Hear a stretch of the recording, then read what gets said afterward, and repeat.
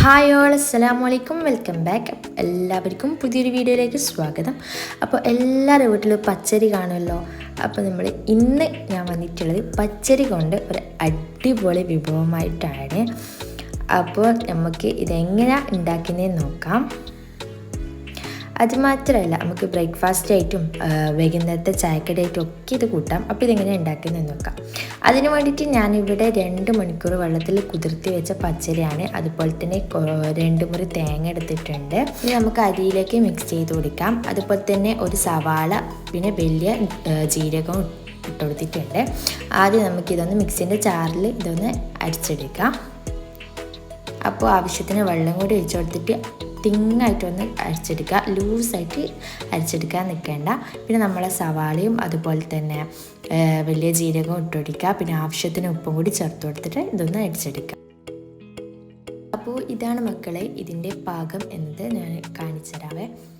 ഇതാണ് ഇതിൻ്റെ പാകം.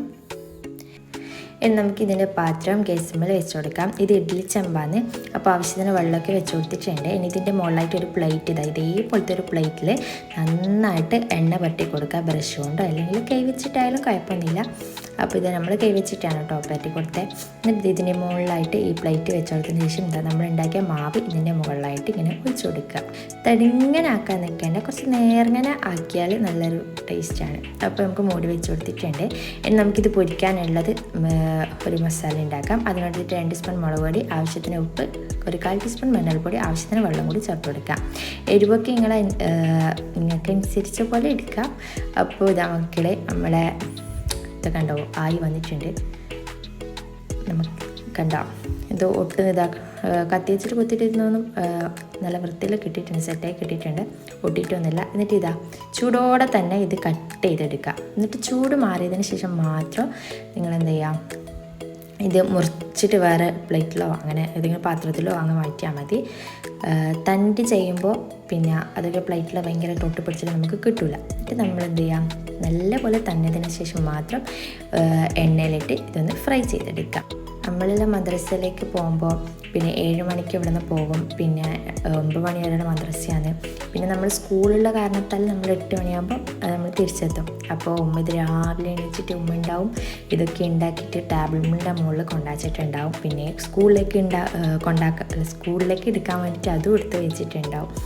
അപ്പോൾ ബസ് കിട്ടാത്ത പ്രശ്നം കൊണ്ട് എന്താ പറയുക, എങ്ങനെയല്ലോ തിന്നിട്ട് ഉമ്മ തിന്നാതെയൊന്നും ഏതായാലും വിടുകയും ചെയ്യില്ല. എന്നാലും 2 കഷ്ണമെല്ലാം അങ്ങ് ബാക്കിയാവും.